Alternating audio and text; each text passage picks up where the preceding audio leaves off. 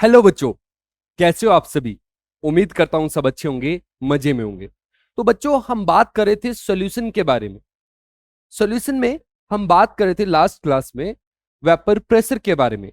पिछली वीडियो में हमने सीखा वेपर प्रेशर क्या होता है और वेपर प्रेशर किन किन चीजों पे डिपेंड करता है। जो हमने वेपर प्रेशर की बारे में बात करी वो एक प्योर लिक्विड के वेपर प्रेशर के बारे में बात करी। हमारा जो चैप्टर है उसका नाम है सॉल्यूशन। तो अब हमें सॉल्यूशन के वेपर प्रेशर के बारे में बात करनी है। समझ में आ रहा है। अब जो ये सॉल्यूशन बनता है, सॉल्यूशन तो अलग अलग टाइप के हो सकते हैं। सॉलिड सॉल्यूशन हो सकता है, लिक्विड सॉल्यूशन हो सकता है, गैसेस सॉल्यूशन हो सकता है। इस चैप्टर में हमारा फोकस रहेगा सिर्फ और सिर्फ लिक्विड सॉल्यूशन पे। अब लिक्विड सॉल्यूशन है वो भी तीन टाइप के हैं, है ना, तीन टाइप के हैं।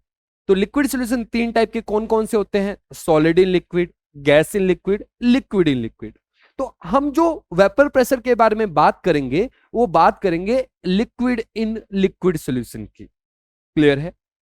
तो चलते हैं, आज की वीडियो को स्टार्ट करते हैं। आज हम बात करेंगे liquid liquid in liquid solution की।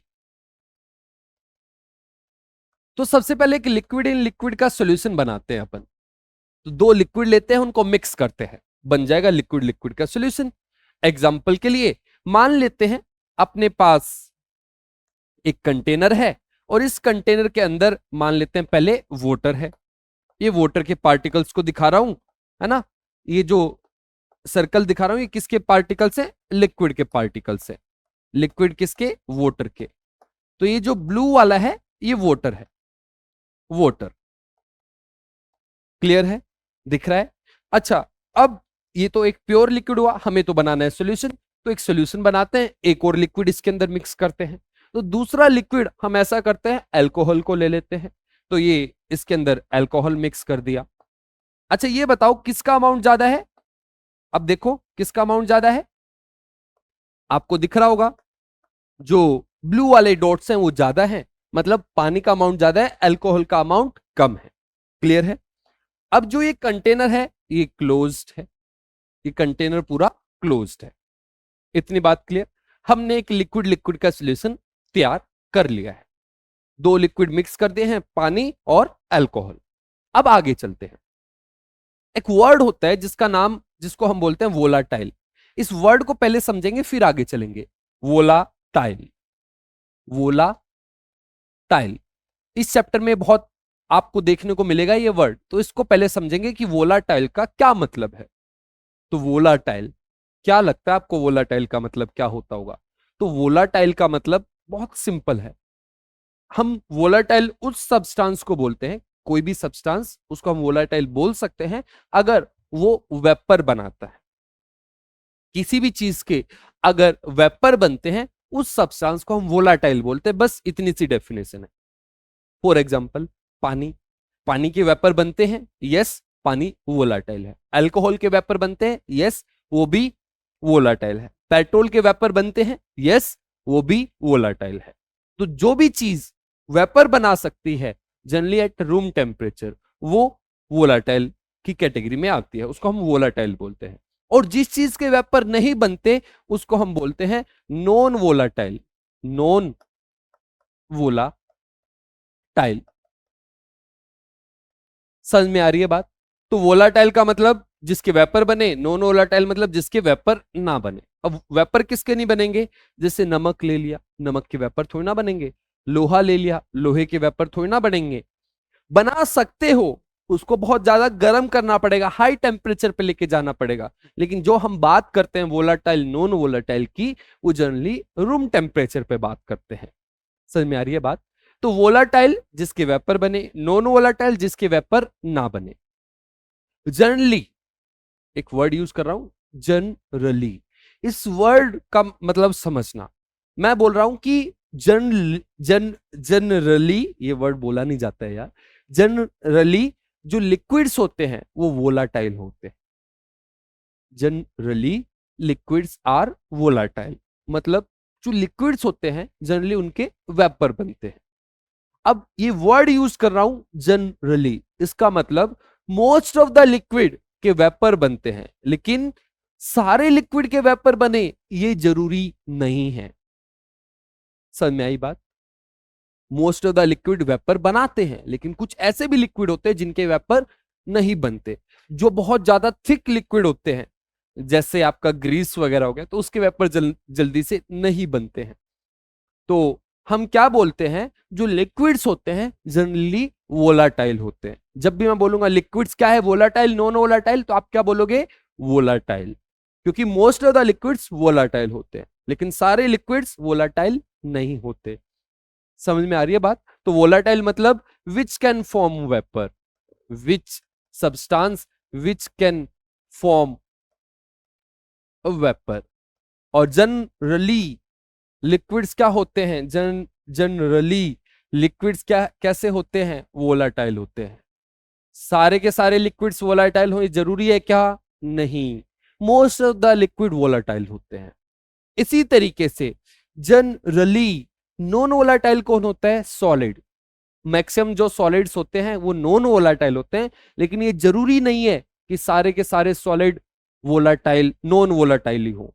जैसे कैम्फर, नेफ्थलीन, ये वोलाटाइल होते हैं। अमोनियम क्लोराइड वोलाटाइल होते हैं सॉलिड होते हुए भी।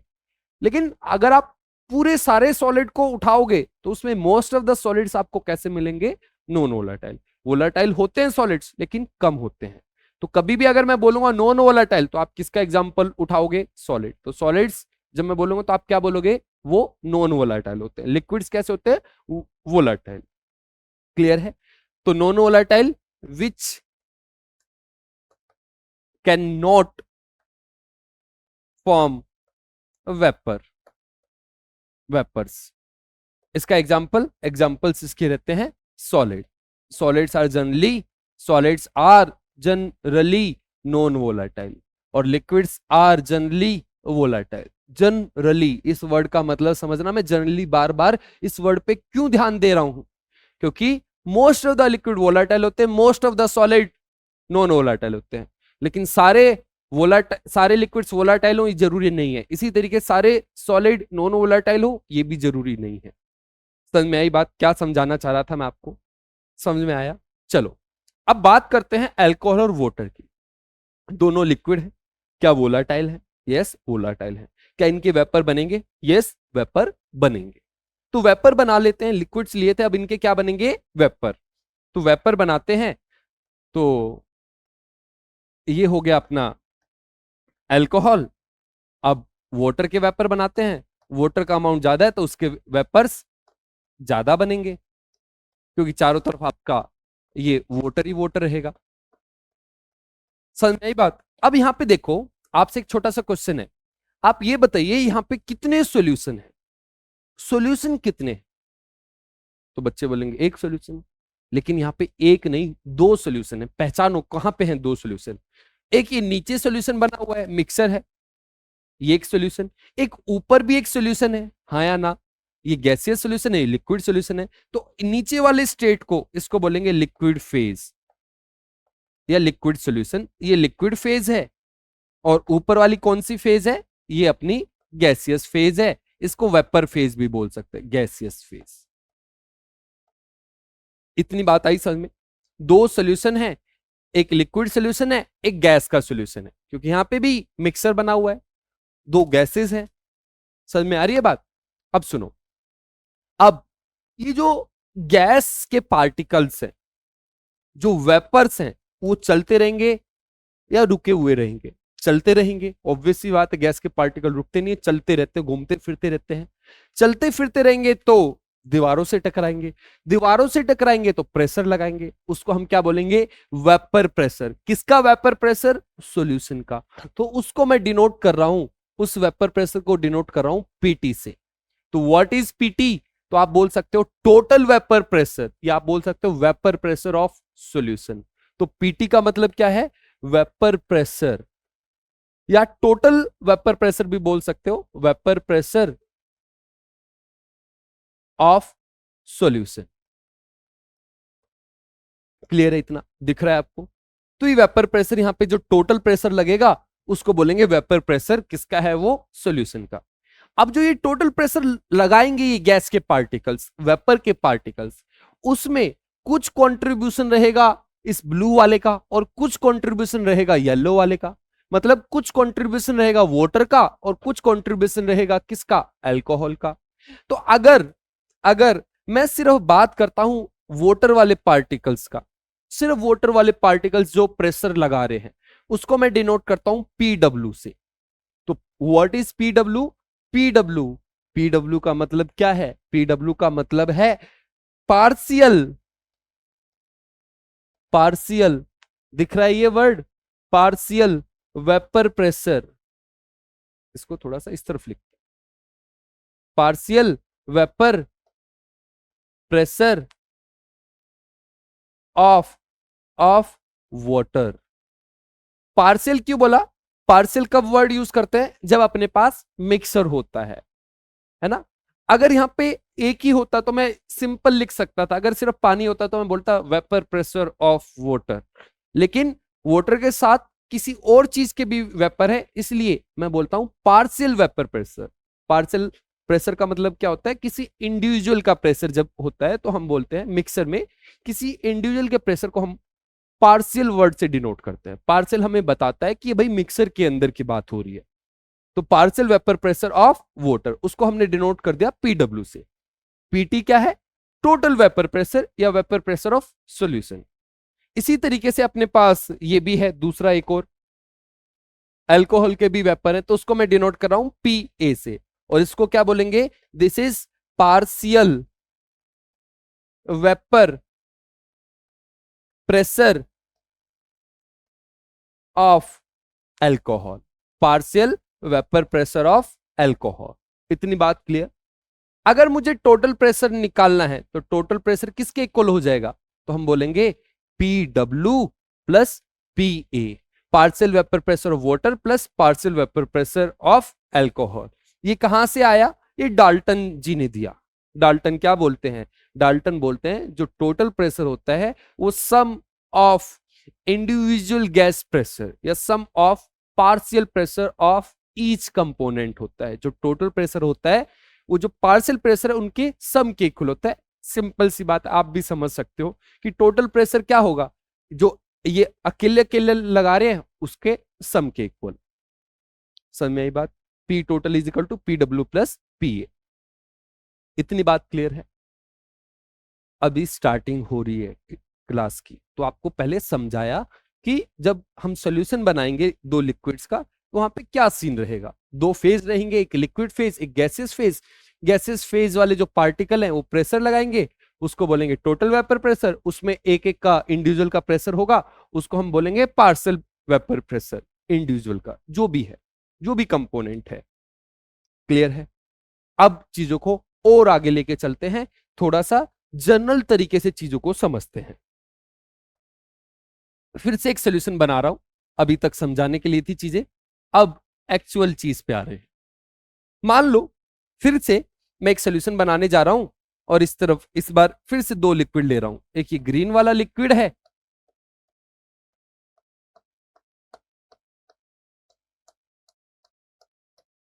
इस ग्रीन वाले को मैं बोलता हूं लिक्विड 1, और इसके अंदर एक और लिक्विड ले लेते हैं पिंक, इसका अमाउंट कम है थोड़ा सा, और इसको बोलता हूं ये अपना लिक्विड 2 है।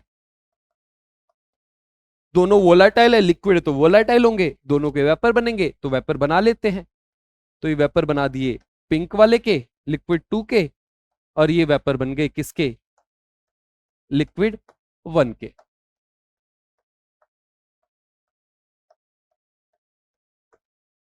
समझ में आई बात? अब लिक्विड 1 ज्यादा था इसलिए उसके वेपर ज्यादा बने। ठीक है, अब जो टोटल प्रेशर होगा इन सब की वजह से टोटल प्रेशर लगेगा, वो उसको मैं डिनोट कर दिया पीटी से। So what is PT? Total vapour pressure of the solution. अच्छा, और ये जो ग्रीन वाले हैं उसको मैं डिनोट करता हूं P1 से। So what is P1? It is the partial vapour pressure of liquid 1। जो पिंक वाला है उसको मैंने डिनोट कर दिया P2 से। तो what is P2? This is partial vapour pressure of liquid 2। इतनी बात क्लियर? अब यहां पे एक बहुत इंपॉर्टेंट लॉ आता है जिसका नाम है राउल्ट्स लॉ। बहुत इंपॉर्टेंट है, आप समझना इसको। पहले मैं इसकी जो डेफिनेशन है, जो ये बोलता है, उसको मैं आपको बोल के बताऊंगा, आप समझने की कोशिश करना, फिर मैं समझाऊंगा तो सही आपको। तो क्या बोलता है राउट्स लॉ? राउट्स लॉ बोलता है, राउट्स लॉ बोलता है the partial vapour pressure of any volatile component is directly proportional to its mole fraction in the solution. समझा क्या? फिर से एक बार, the partial vapour pressure of any volatile component is directly proportional to its mole fraction in the solution. समझा क्या? Simply क्या कहना चाहता है, सिंपली ये बोलना चाहता है, सिंपल वर्ड्स में, देसी भाषा में, ये राउट्स लॉ ये बोलता है कि भाई जिसका अमाउंट ज्यादा लोगे नीचे लिक्विड में, उसका वेपर प्रेशर ज्यादा होगा, उसके वेपर ज्यादा बनेंगे, उसका वेपर प्रेशर ज्यादा होगा। क्या बोलना चाह रहा था, एक बार फिर से बताता हूं। तो राउट्स लॉ बोलता है कि भाई P1 है, P1 ग्रीन लिक्विड वन का जो वेपर प्रेशर है, पार्शियल वेपर प्रेशर, वो डायरेक्टली प्रोपोर्शनल होगा किसके? इसके अमाउंट के। कहां पे अमाउंट पे? नीचे, directly proportional to mole fraction. ये x1 क्या है? Mole fraction in the solution. Amount को हम कॉन्सेंट्रेशन टर्म से बता सकते हैं, तो मोल फ्रैक्शन से बता रहे हैं। समझ में आ रही है बात? इसी तरीके से अगर P2 लिखना चाहूं, what is P2, what is partial vapor pressure of 2, it will be directly proportional to its mole fraction in the solution।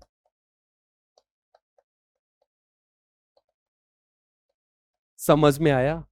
इस राउट्स लॉ की डेफिनेशन लिखते हैं, यहां आ गए। तो इसमें लिक्विड लिक्विड सॉल्यूशन में सबसे पहली चीज है अपनी राउट्स लॉ। राउट्स लॉ क्या है? राउट्स लॉ की स्पेलिंग RAOULTS। फ्रेंच साइंटिस्ट था ये राउट्स लॉ। क्या बोलता है राउट्स लॉ? राउट्स लॉ बोलता है, राउट्स लॉ बोलता है इन द सॉल्यूशन, किसी सॉल्यूशन के लिए एप्लीकेबल होता है राउट्स लॉ, सिर्फ सॉल्यूशन के लिए। दी पार्शियल वेपर प्रेशर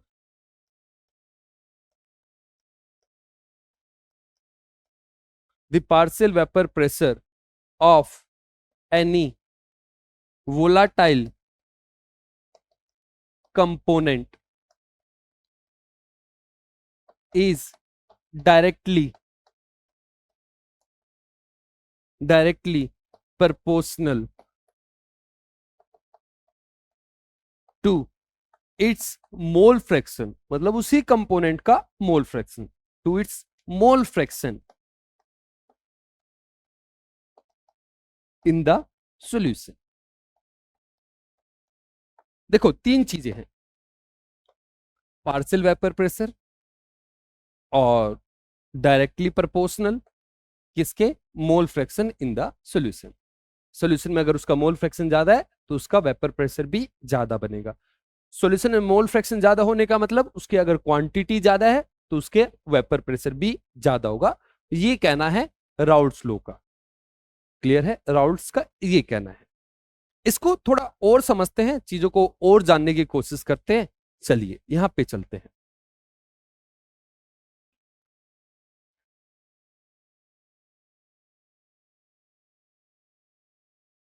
अगले पेज से स्टार्ट करते हैं। तो देखो अपन को पता है जो P1 है, P1 directly proportional to mole fraction. सही है?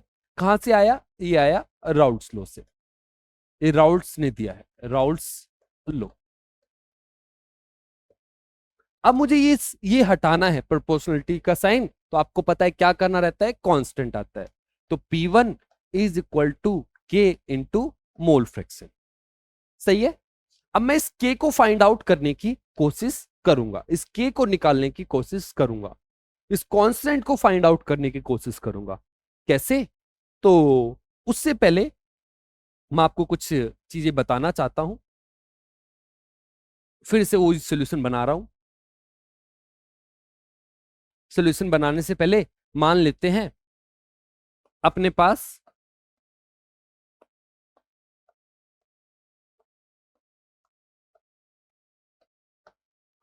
ये, मान लेते हैं कोई लिक्विड है, इसके वेपर बनेंगे।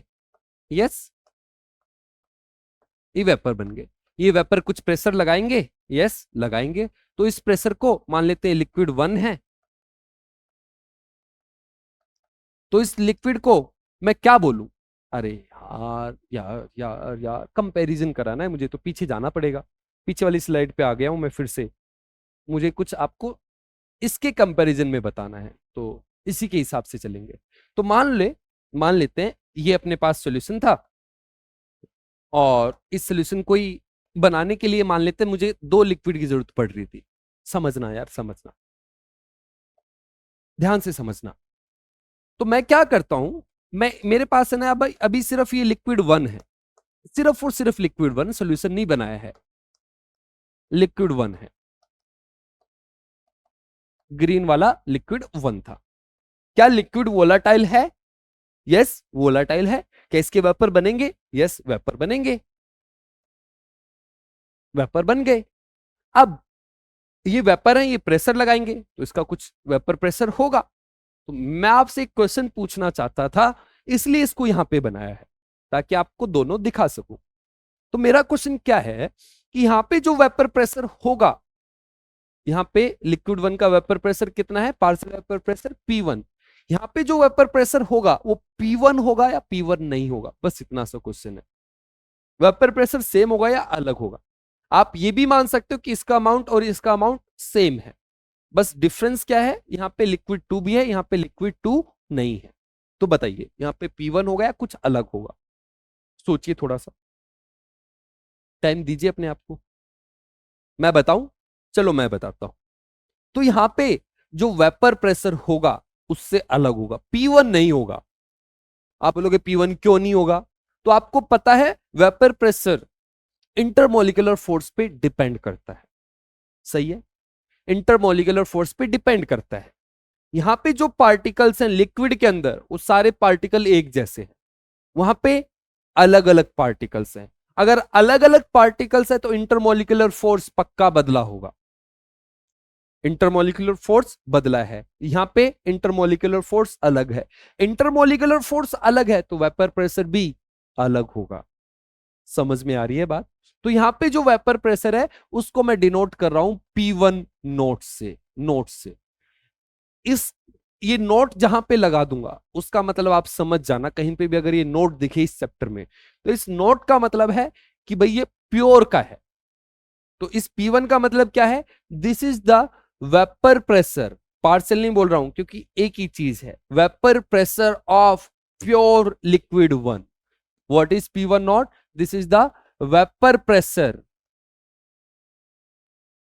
Vapour pressure of pure liquid 1, सिर्फ लिक्विड 1 का, प्योर लिक्विड 1 का वेपर प्रेशर है। ये अमाउंट पे ये डिपेंड नहीं करता है, आपको बताया भी था जब मैं वेपर प्रेशर बता रहा था। अगर कोई सिंगल लिक्विड है, उसका अमाउंट ज्यादा है कम है, कंटेनर का साइज बड़ा है छोटा है, उससे उसका वेपर प्रेशर चेंज नहीं होता है। क्लियर है? समझ में आ रही है बात? तो P1 नोट का मतलब vapour pressure of pure liquid 1, इसको बोलेंगे P1 नोट। इसी तरीके से P2 नोट क्या होगा? P2 नोट हो जाएगा, क्या हो जाएगा P2 नोट? P2 नोट को हम बोलेंगे vapour pressure of pure liquid 2। Clear है? समझ में आया? चलें आगे, आगे चलते हैं। कहां पे थे? हाँ यहां पे थे। समझना अब मुझे यह ना K निकालना है। तो एक चीज बता रहा हूं मैं आपको, अगर x1 को 1 कर लू मैं तो x2 की वैल्यू कितनी आएगी? अगर x1 की वैल्यू 1 है, x2 कितना आएगा? आपको पता है जो मोल फ्रैक्शन होता है उसकी मैक्सिमम 1 वैल्यू होती है। x1 प्लस x2 की वैल्यू 1 होनी चाहिए। तो अगर x1 ही 1 हो गया, x2 वैल्यू 0 हो गई। अब ये जो चीज लिखी हुई है इसका फिजिकल मतलब समझना है, लिख तो दिया ये क्या है, लेकिन इसका फिजिकल मतलब समझना। x1 1 है, x2 0 है, x2 0 मतलब उसका मोल फ्रैक्शन 0। इसका मतलब ये हुआ कि x2 है ही नहीं, x2 के मोल ही नहीं है। समझ रहे हो क्या? जैसे यहां पे प्योर लिक्विड 1 है, प्योर लिक्विड 1 है, अगर मैं मोल फ्रैक्शन निकालना चाहूं x2 का तो मुझे लिखना पड़ेगा N2 N1 प्लस N2। और यहाँ पे दूसरा लिक्विड तो है नहीं, तो N2 की वैल्यू कितनी हो गई, 0। तो X2 कितना हो गया, 0। और X1 कितना आएगा, X1 आएगा N1, N1 प्लस N2। समझना, N2 तो है ही नहीं यहाँ पे, तो N2 0 हो गया, तो X1 की वैल्यू कितनी आएगी, N1, ये क्या आ गया, एक मिनट रुको, ये N1 नीचे N1 दिख रहा है क्या आपको, यस, N1 से N1 कटा, ये 1 बन गया। तो X1 1 है, इसका मतलब आपके पास बस प्योर लिक्विड 1 है। X2 0 है, मतलब आपके पास दूसरा लिक्विड नहीं है। समझ रहे हो? अब आइए यहां पे, X1 की वैल्यू 1 है, X2 0 है। अगर X1 की वैल्यू 1 है तो आपको K फाइंड आउट करना है, कितना होगा K। तो देखो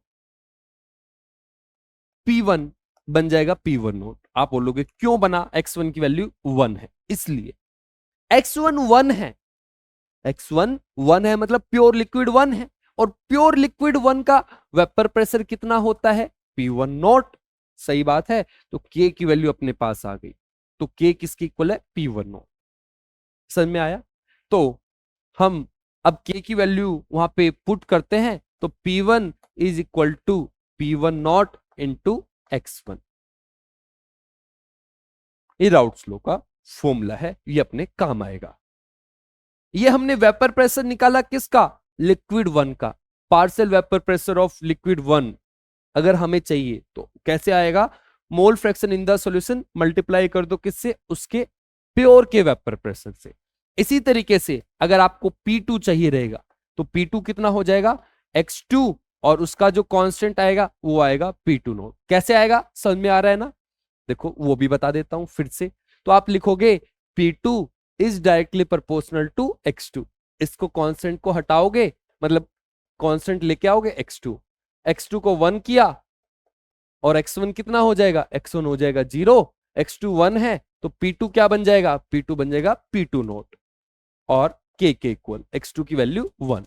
तो P2 is equal to P2 naught X2। Clear है? आई होप आपको क्लियर होगा। अब अगर आपको टोटल प्रेशर निकालना है तो टोटल प्रेशर कैसे निकलेगा, तो आपको पता है टोटल प्रेशर मतलब vapour pressure of solution is equal to partial vapour pressure of 1 plus partial vapour pressure of 2। अब P1 की जगह अपन क्या लिख सकते हैं, P1 की जगह लिख सकते हैं P1 is equal to P1 naught into X1, इसी तरीके से P2 नॉट इंटू X2। सही है, इतना समझ में आया? अब देखो X1 और X2 इनको हम किसी भी की टर्म्स में लिख सकते हैं। X1 को मैं X2 की टर्म्स में लिख सकता हूं और X2 को X1 की टर्म्स में लिख सकता हूं। अब बोलोगे कैसे, कैसे भाई, आपको पता है X1 plus X2, X1 plus X2 वो 1 होता है, मोल फ्रैक्शन का जो सम होता है वो 1 के इक्वल होता है। X1 को आप X2 की टर्म्स में लिख सकते हो और X2 को X1 की टर्म्स में। तो अब मैं रिप्लेस कर रहा हूं, तो अगर मुझे X1 को रिप्लेस करना है, X2 की टर्म्स में लाना है, तो X1 को मैं लिख सकता हूं 1 माइनस X2। सही है, P2 नॉट इंटू X2, ये P टोटल बन रहा है। इसको थोड़ा सिंप्लीफाई कर लेते हैं, सिंप्लीफाई करेंगे तो क्या बनेगा, P1 not minus P1 not X2 plus P2 naught X2। Clear है? इसको हम ऐसे लिख सकते हैं P1 नॉट, X2 को कॉमन ले लिया, X2 को कॉमन लिया तो ये बना, पहले इसको लिख दूंगा ताकि देखने में अच्छा लगे, माइनस P1 नॉट। ये आ गया P टोटल का फॉर्मूला। ये फॉर्मूला रटना नहीं है यार, ये फॉर्मूला नहीं रटना, ये फॉर्मूला पता होना चाहिए P1 equal to P1 not X1। ये फॉर्मूला रटने की जरूरत नहीं है, ये तो आपको समझाया है कि अगर कभी टोटल प्रेशर निकालना है तो ऐसे निकाल सकते हो, निकालने का तरीका बताया है, ये रटना नहीं है ना? अच्छा, ये हमने X2 की टर्म्स में लेके आए, X1 की टर्म्स में भी लेके आ सकते हैं, बस यहां पे चेंज करना पड़ेगा, X2 को 1 माइनस X1 करना पड़ेगा। तो वो भी आप एक बार करके देख लेना, आई होप आपको क्लियर होगा। एक क्लास में मुझसे एक क्वेश्चन पूछा गया, उस क्वेश्चन को मैं आपसे पूछता हूं। ये कहां से आ गया, चलो, हाँ, एक क्वेश्चन क्या पूछा गया कि सर, सर आप आप आपने पानी लिया, पानी ज्यादा लिया। मैं बोला हाँ पानी ज्यादा लिया। और इस पानी के अंदर आपने अल्कोहल लिया। अल्कोहल लिया, बिल्कुल लिया। अल्कोहल आपने कम लिया। मैं बोला हाँ कम लिया। तो अल्कोहल और वाटर में कौन ज्यादा वोलेटाइल? तो मैं बोला कि अल्कोहल ज्यादा वोलेटाइल। तो अल्कोहल ज्यादा वोलेटाइल, तो अल्कोहल के वेपर ज्यादा बनने चाहिए। ज्यादा वोलेटाइल तो अल्कोहल है, तो उसके वेपर ज्यादा बनने चाहिए। फिर भी मैं पानी के वेपर्स ज्यादा क्यों बना रहा हूं, ये क्वेश्चन पूछा गया। तो क्या कहना है आपका? तो मैं बोलता था कि भाई पानी ज्यादा इसलिए उसके वेपर ज्यादा बने। लेकिन बच्चे का क्वेश्चन तो बिल्कुल सही है, बिल्कुल वाजिब है कि अल्कोहल ज्यादा वोलेटाइल है तो उसके वेपर ज्यादा बनने चाहिए। तो इसको समझते हैं। अगर आपके पास इक्वल अमाउंट में अल्कोहल और वाटर होता तो वेपर किसके ज्यादा बनते? अल्कोहल के। अगर दोनों इक्वल अमाउंट में होते, क्यों? क्योंकि अल्कोहल ज्यादा वोलाटाइल है। अब वेपर किसके ज्यादा बन रहे हैं? वाटर के। क्यों ज्यादा बन रहे हैं? क्योंकि उसका अमाउंट ज्यादा है। तो देखो, जैसे अगर मैं बात करूं अल्कोहल के वेपर की प्रेशर, ये येलो वाला है अल्कोहल, तो इसका अल्कोहल का वेपर प्रेशर डिपेंड कर रहा है किस पे? इसके इसके प्योर के, मतलब ये हमें बताता है कि वो ज्यादा वोलाटाइल है कम वोलाटाइल। प्योर का जो वेपर प्रेशर है उससे हमें आइडिया लगता है किसी भी चीज का मतलब कोई चीज ज्यादा वोलाटाइल है कम वोलाटाइल। तो किसी भी चीज का वेपर प्रेशर दो चीजों पे डिपेंड करता है कि वो ज्यादा वोलाटाइल है या कम वोलाटाइल है। एक तो P1 नोट पे और दूसरा उसके अमाउंट पे। अगर अमाउंट कम है तो उसका वेपर प्रेशर भी कम होगा।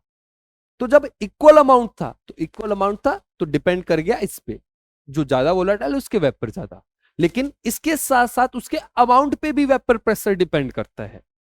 अगर हमने किसी चीज का अमाउंट ज्यादा ले लिया है, हालांकि उसका वेपर प्रेशर कम होता है, कम वोलेटाइल होता है, फिर भी उसके उसके वेपर ज्यादा बनेंगे।